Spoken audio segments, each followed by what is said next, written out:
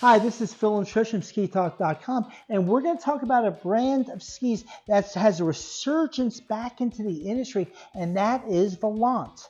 Now, Volant has been a mainstream brand, and it started in the market about 1990 or so. We're going to get a little bit of the history of the brand through here and how they got to this point. But Volant being under the Atomic umbrella, they're being labeled as Atomic Volant, and just a beautiful, beautiful premium ski and a refinement that really we find in very few brands. And we had a chance to ski these skis at an intro in Vail early this year, but before we get into that, we're going to talk about a little bit of the history and how we got here. Now, when Volant hit the market in 1990, they were doing something different that no other manufacturer has ever done. I mean, we saw at that time in the early 90s when we were seeing cap construction of skis. And Volant was doing that, but their skis were different than what Salomon and Elan was doing as caps. This was a full metal top skin ski, which was a little bit different and rounded along the sidewalls here, and just an extremely refined ski out on the snow and extremely damp. Now that evolved into some skis that, quite frankly, revolutionized the industry. And quite frankly, Volant never really got the credit that they should have with some of these designs. And a couple of them are here. And we're going to start off with the Power Carve. The Power Carve was one of the first mid-fat skis that we saw in the market at 73 millimeters underfoot. Ooh. Yeah, exactly.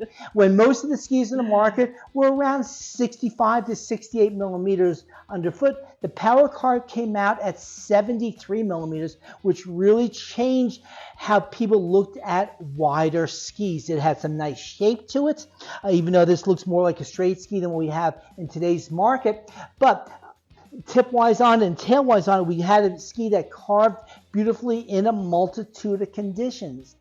The funny story about these that I'll get into is that this is the 193 I have here, and that's the size that I skied when these skis first came out. I went from my 203 slalom ski, my 207 210 GS ski, down to a short 193. It's probably the first ski that I skied under 200 centimeters since I was in maybe junior high, but the shape on the ski was dramatic. And what we get into with this ski, and what I thought was very funny, is my wife at the time, her favorite ski was the Dynastar X9, and she was 5'3", 5'4", and she skied that in a 195. And I got her a pair of Power Carves because we were going to go out west, and I got them in a short 173. And she was a creature of habit. She liked her skis. She didn't like any change. I said, we're going out west. You're going to need something a little bit wider. And I said, this is a ski that we're going to take out for you. And she says, okay, I'll give it a try. We were at Mountain Creek Ski Area in New Jersey, and she took a run. When she came down the bottom of the hill, she says, I never want to see those Dynastars again. This is amazing. She was a believer in something a little bit wider in a ski, also coming down in length. Come over here to the Chub. Chub at 88 underfoot in the mid-90s was considered a powder ski. I mean, my first powder ski was a 88 millimeter waisted ski, and now I look at that as a daily driver. Right, and that's what this ski really opened up. It opened up that wider ski being that daily driver, where people never really considered that type of ski as that daily driver. So these evolved through here, and then into the late 90s, early 2000s, when Shane McConkey was doing a lot of work with Volant, and Volant, again, was very open to design evolutions and changes, came out with the Spatula. And this is a reverse side cut, reverse camber ski, a ton of taper at the extremities. It pivots really nice and easily. This pair here is actually on loan from Spencer Abbott, one of our readers and contributors. It's out of his personal collection. I had to leave a large retainer to take these skis from him to make sure I bring them back. And this is very well the last pair unmounted around, at least that I know of. But this version 2 of this Machete Spatula was just a tremendous ski and such a groundbreaking ski. Now, Into the 2000s, Volant kind of faded away. One, the cost to produce the skis was very expensive. They moved production from Colorado to Canada, went away then, and Atomic Group brought Volant in under their umbrella, and that's when we get into what we have now and the bringing back of the brand for this year. And we've got a 3 ski collection. We've got the 5,000, 7,000, and 9,000. We've got our flagship 9,000 here. Yes. Now, you and I had a chance to ski these skis in Vail. Yeah. What was your impression getting back on the Volant after umpteen years? Yeah, so I had limited experience on Volant in the past. There were maybe 2 pair that I had skied. I skied a power carve, and at one point in time, a friend loaned me a machete when I lived in Michigan, and we had a powder day.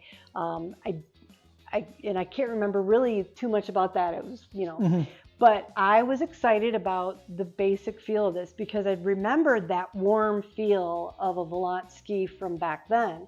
And when we got out there, I was on a 165, you were on this 170, and we started to go down a cat track to get to a lift. And as I'm just carving on the cat track, I'm like, this thing is quick.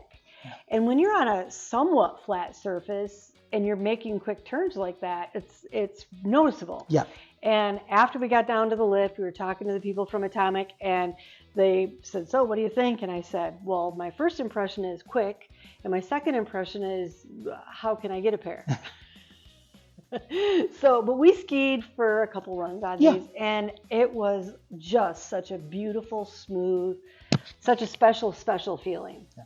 Now, we're fortunate to get these. I mean, these tend not to go out to ski test because the ski is not an inexpensive ski. They moved it up to that premium level because, quite frankly, the cost to produce these skis is very expensive. So we're going to see them at just our best high-line retailers. So you'll see them in our better shops that way. But this 9,000, after getting off of having not been on Volant in well over a decade, it was like coming home. Yeah. So I mean, there's refinement and smoothness, and you use the word warmth. Definitely a warmth to this ski as far as its connection. So it's almost like listening to an LP versus a CD through a tube amp. I mean, it's just a beautiful, beautiful, quiet feel on the snow and the connection that we don't get from too many other skis. Yeah, and when we got back home here to Reno, I got a chance to get out on the 170 because we wanted to kind of compare how I would respond to the 165 versus the 170. Definitely the 165 is probably my jam in that particular ski, but the 170 was not unattainable for me. I might get tired if I skied it all day long, but it really was so smooth, so calm, so warm feeling that it just made me feel like I needed to keep going. Right. But, and the 170 here, I mean, we're talking a 17.5 meter radius. So the ski, and I watch how I use the word traditional, very traditional in feel. Yes. And that's not a knock against Skittle. I think there's really, it's refreshing to have some of this back and this smoothness that even in that 170 shorter length that I enjoyed, I didn't feel like it was too short. Right. And it made all the turns I wanted to make. Right. And I could really push that ski into a shorter turn if I chose to. Yeah, and that's why I think I enjoy the 165 so much. Right. And but a funny little anecdote that I want to get into is when we left Vail, Vail and Beaver Creek, we ended up stopping at Snow Basin to ski for a day, and that's when we plan on making a trip to the Atomic headquarters and visit them and talk a little bit more about their line. And when we were at Snow Basin, Spike Dog from our website met us, and we were on the gondola, and you were chatting with some people on the gondola, and he and I were talking, and he said to me, you know, I have a question for you. You guys see all the new stuff and everything. He says, but I want to know, when in the heck is Volant coming back? And I just laughed out loud, and I said, Phil, you got to hear this. And so he asked you, and what'd you say? I said, funny you should mention it, because we actually had these in the car at that time, and that's what we mentioned. He said, actually, we have a pair in the car. And he said, well, I'm looking for a pair for my son. He had an old pair of Super Carves, which was the narrower version of this. I'm sorry, a pair of Epics. The Super Carve was, I think, 65 underfoot. The Epic was 68 underfoot, and the Power Carve being 73 underfoot. So in that collection, I said, well, funny you should mention that. I do have a pair of Power Carves in a 193. Spike's a pretty big guy, and his son's a big boy too. I said, I got him to do this video for Volant. I said, but when I'm done with them, you're welcome to them. So when this video is done, I'll pull the bindings off of these skis, I'll box them up, and they're going to get shipped up to Wyoming. So they'll see a new life again. Yeah. I think it's going to be a lot of fun. Yeah. I'm pretty excited about that. But it's just a really fun thing to see something that was so such an impressive and special ski to have all these evolutions that, like you said, they really didn't get credit for. Right. And now they're back underneath the Atomic umbrella, and we're gonna take these out and have a little bit more fun. Yeah. And the saying that I use a lot is the early bird gets the worm, but the second mouse gets the cheese. Volant was the first mouse a lot of times. Yeah. They came with a lot of great inventions and innovations in the industry, but other brands got credit for it. Yeah. So, which was unusual. Yeah. I mean, the Power Carve came out a year before the Solomon Extreme. Yeah. Solomon Extreme took off like that. Yeah. But a ski like this is what really set the pace. And the same thing with the Chub and what the Chub did to that almost 90 millimeter category. Yeah. That a lot of skis really took, had the luxury of picking up what this ski threw down. Which is really cool. And the machete here, as far as the spatula, again, same thing along those lines. Oh yeah, this was absolutely revolutionary in the ski industry. It's huge. Yeah. Huge. Yeah. What Shane did with this ski, and it started off basically being a water ski. Yeah. And Shane loved the way that a water ski was in the snow, and he came out with this ski here. He said, let's do this. Let's do this. And Volant said, okay, let's do it. So it was a lot of fun. But getting back to this new collection, I think they did a really good job, and I really see a lot coming in the future for this. I'm really excited.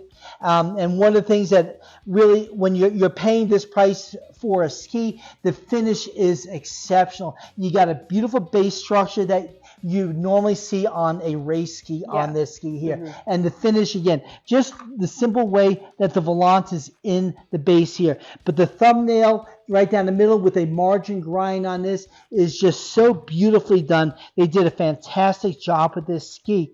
You know, speaking of bases, Phil, we were talking about the beautiful structure on these bases. And one of the things that we forgot to mention when you were talking about the predecessors is the phenomenal bases. These were groundbreaking bases in that era. This is something that manufacturers started playing with in this era, and even going back to the FX2L, they had the speckled base here, which was really cool, and it brought attention to the ski. Again, this is where Volant went above and beyond what the majority of the manufacturers did. But really, the one that was wildly popular was on the Chubs. Yeah. And that's when they had the zebra base, which was really cool for these skis. Everybody loved it but the ski techs. That as far as matching P-Techs, they had to fix a base. I never thought of that. But overall, I mean, these bases were just so cool back then. I remember people coming in buying the skis just because the bases were cool. Yeah, very cool. So this was really cool what they did. And even with that of the spatula, they had a really cool base design on that. So as far as the dripping and the machete up front there, which I thought was really cool. But this is a really nice addition. Again, something that separated Volant from the other manufacturers out there, as if the stainless steel ski wasn't enough. Yeah, that they had this great base design. Yeah. This is a fun ski. Those were fun skis because skiing is fun. If you enjoyed this informative video, hit that bell, subscribe so that you'll stay up to date on the new videos, and check out SkiTalk.com for more ski-related content. Also, please follow SkiTalk.com on all of your social media channels. Please ask yourself, do you know where your 10mm socket is right now?